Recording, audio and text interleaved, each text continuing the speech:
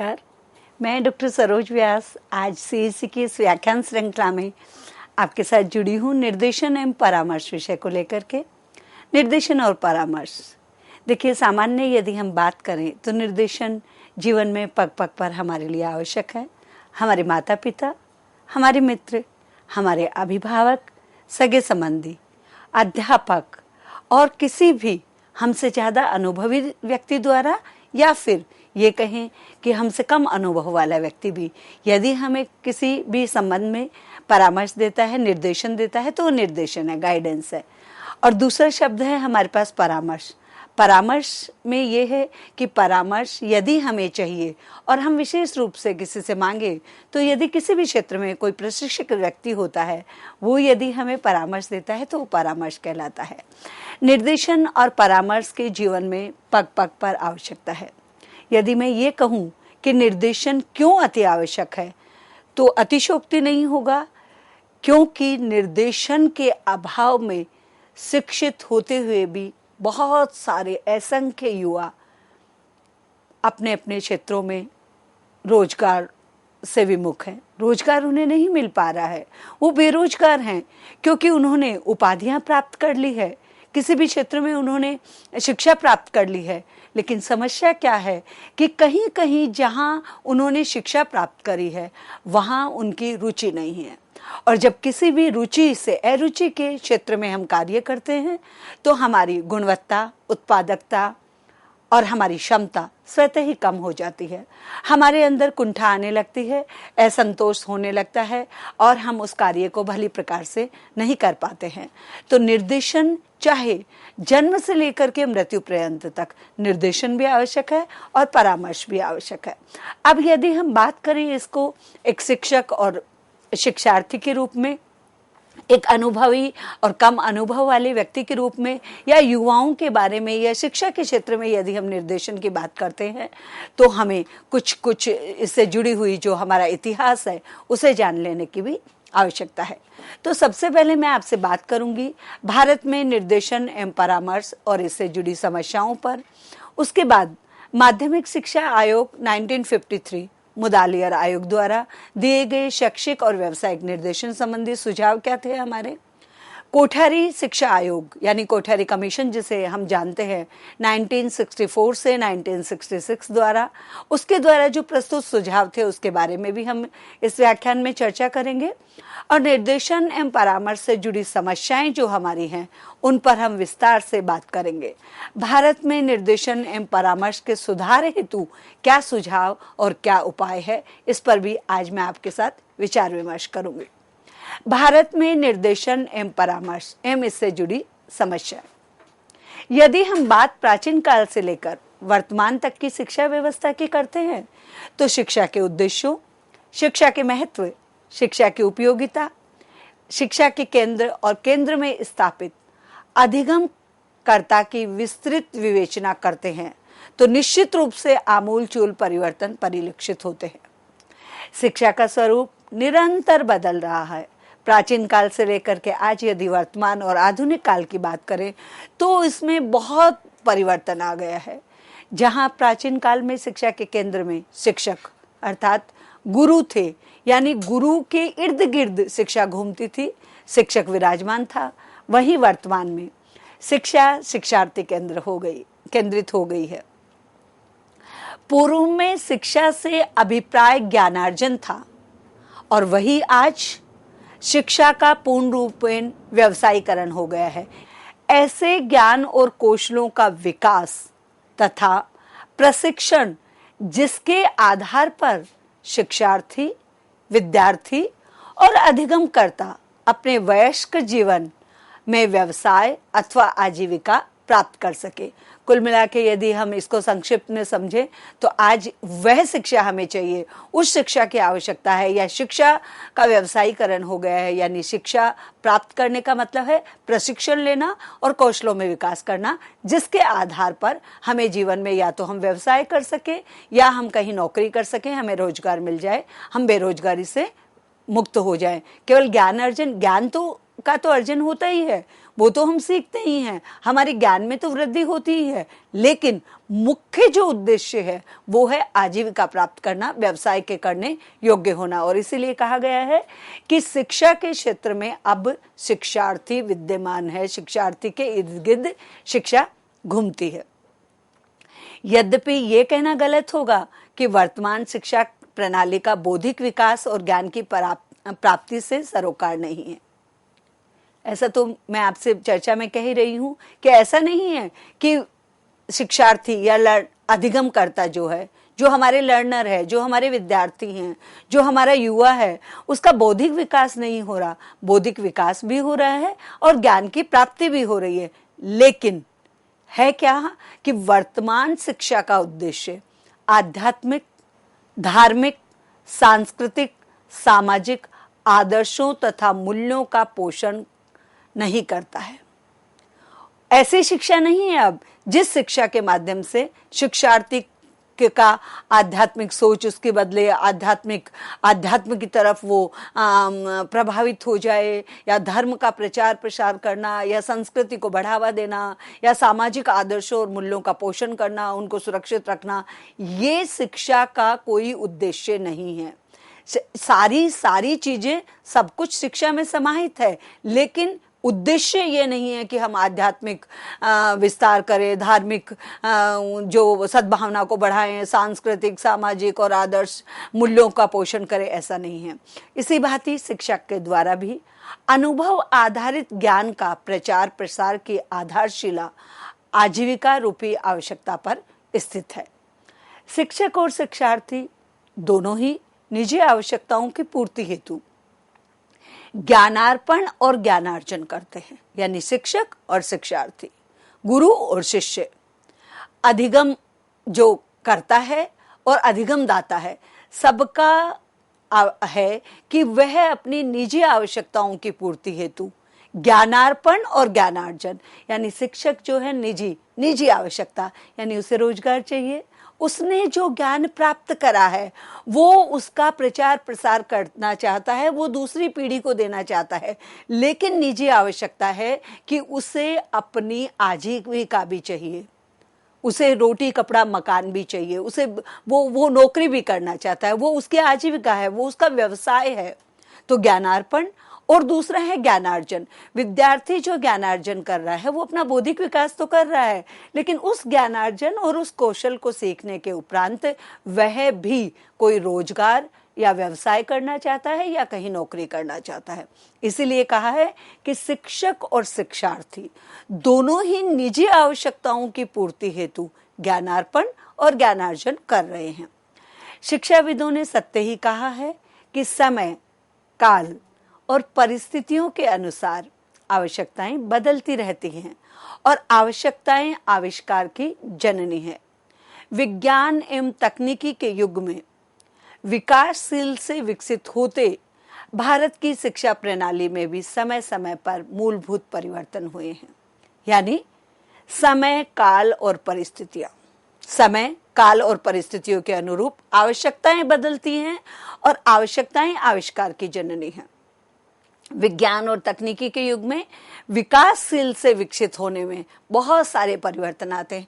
अब हम 2 वर्ष पहले से ही 2020 फरवरी से लेकर अब तक की बात करें तो समय, काल और परिस्थितियां क्या थी? कोविड आ गया, कोरोना आ गया, कोरोना की वजह से बाहर निकलना बंद हो गया, और वो सारी जो हमारी एजुकेशन जो कक्ष में हो रही थी, जो फेस टू फेस हो रही थी, वो ऑनलाइन मोड पे चली गई। और जब ऑनलाइन मोड पे गई तो हम सब ने गूगल मीट और ये सारी हमारा टाइम्स और जितने भी आईटी के प्लेटफॉर्म है, जितने भी सॉफ्टवेयर है जिनसे हम जूम पे हम एजुकेशन दे सकते हैं, वो हमने शुरू कर दी। इससे पहले कभी किसी ने सोचा नहीं था, किसी ने ये नहीं सोचा था कि कक्षाएं ऐसे इस तरह से सिमट जाएगी, शिक्षा घरों में बंद होकर के सिमट जाएगी। तो आवश्यकता आविष्कार की जननी है, और जब आवश्यकता महसूस हुई तो बहुत सारे आविष्कार हुए। अब आप अगर देख रहे होंगे तो बायजू की बात कर लीजिए, या आप बाकी चीज़ों की बात ही कर लीजिए। बहुत सारे शैक्षिक प्लेटफॉर्म हैं जो नए नए विज्ञान और तकनीकी के में विकासशील होते हुए और शिक्षा में परिवर्तन कर रहे हैं। लेकिन व्यक्तिगत और व्यावसायिक जीवन में निर्देशन एवं परामर्श को आज भी अनिवार्य के स्थान पर आवश्यक जन्य स्वीकारा जाना चिंता का विषय है। ये कहना अतिशयोक्ति नहीं होगा कि शिक्षित बेरोजगारी उच्च शिक्षित युवाओं में जीवन के प्रति निराशा, तनाव, कुंठा और व्यवसाय के प्रति अरुचि, असंतोष, असमायोजन का मुख्य कारण उनका दिग्भ्रमित और दिशाहीन होना है। क्यों? क्योंकि 21वीं सदी में आने के बाद भी भारत की जो शिक्षा प्रणाली है वहां एक अभाव देखने को मिल रहा है। वो ये है कि चाहे व्यक्तिगत हो या व्यावसायिक जीवन हो, आज भी हमने निर्देशन और परामर्श को अनिवार्य नहीं किया है।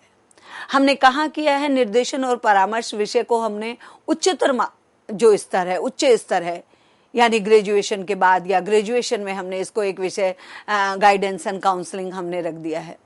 इसको हमने अनिवार्य नहीं बनाया है, आवश्यकता जन्य, यानी यदि आवश्यकता है तो स्वीकार कर लिया, नहीं है तो नहीं करेंगे।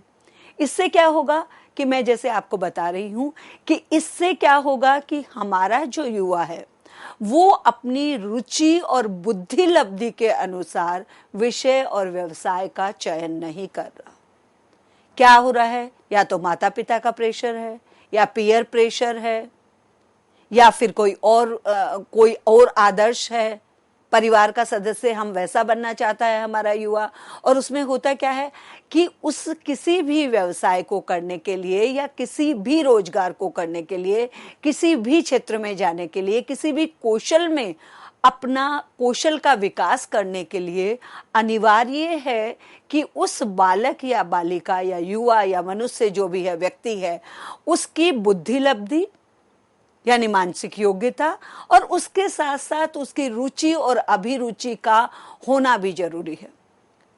मान लीजिए कि एक बालक है जिसके माता पिता चाहते हैं कि हमारा बच्चा डॉक्टर बने, लेकिन क्या हो रहा है कि उस बच्चे की हालत ये है कि वो यदि कहीं खून देख लेता है तो वो बेहोश हो जाता है।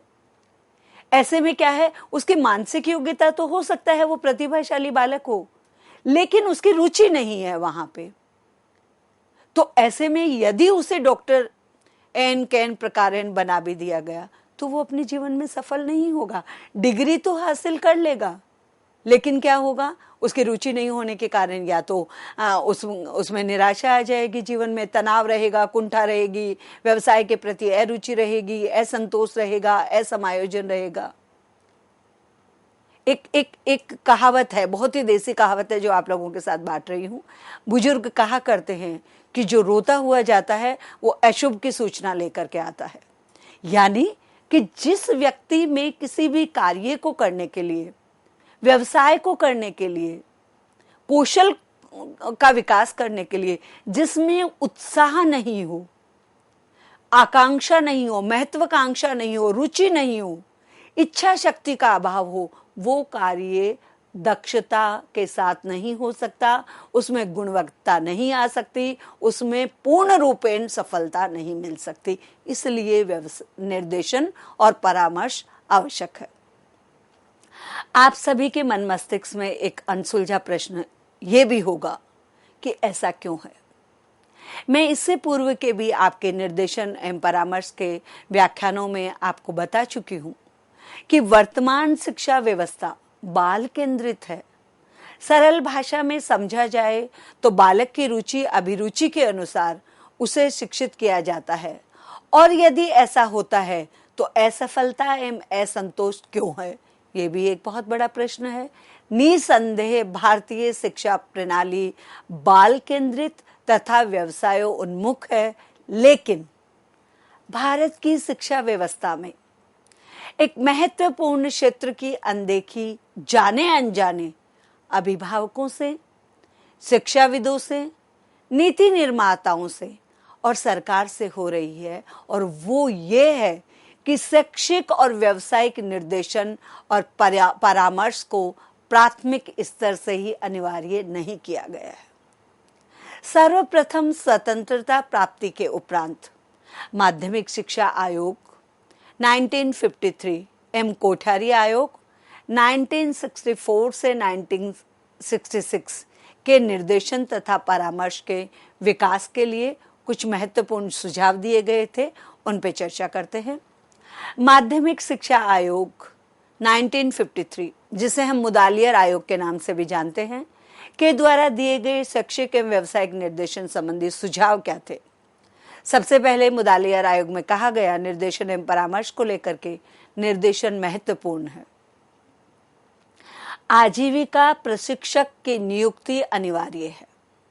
यानी आप इस वाक्य को समझिए, आजीविका प्रशिक्षक की नियुक्ति, यानी आजीविका में यदि हम किसी भी आजीविका में जा रहे हैं तो उससे पहले प्रशिक्षक की नियुक्ति अनिवार्य है। यानी उस आजीविका के लिए आपको प्रशिक्षण लेना ही होगा और उस प्रशिक्षण के लिए प्रशिक्षक की नियुक्ति हमें विद्यालयों में, महाविद्यालयों में और विश्वविद्यालयों में करनी होगी। औद्योगिक विस्तार की जानकारी आवश्यक है। स्वतंत्रता से पूर्व और स्वतंत्रता के बाद और आज 21वीं सदी में विज्ञान एवं तकनीकी के युग में, वैश्वीकरण के युग में उद्योगों का विस्तार हुआ है और ऐसे में जो औद्योगिक विस्तार है उसकी जानकारी बालक बालिकाओं विद्यार्थियों को होना आवश्यक है। शैक्षिक संस्थाओं की नियुक्ति अनिवार्य है। निर्देशन संस्थाएं, यानी ऐसी संस्थाएं जहां निर्देशन दिया जाता है, उनकी नियुक्ति अनिवार्य है। अब हमने कहा कि निर्देशन महत्वपूर्ण है, यानी शिक्षण संस्थाओं में निर्देशन आवश्यक है। शैक्षिक अधिकारी निर्देशन की अनिवार्यता को समझाते हुए स्वयं की देखरेख में निर्देशन के सुचारू संचालन की उचित व्यवस्था सुनिश्चित करें। यानी प्रत्येक विद्यालय में, महाविद्यालय में और विश्वविद्यालय में एक शैक्षिक अधिकारी जो निर्देशन दे उसकी नियुक्ति करी जाए, वो उसकी अनिवार्यता को समझे और अपनी देखरेख में निर्देशन का सुचारू संचालन कराए।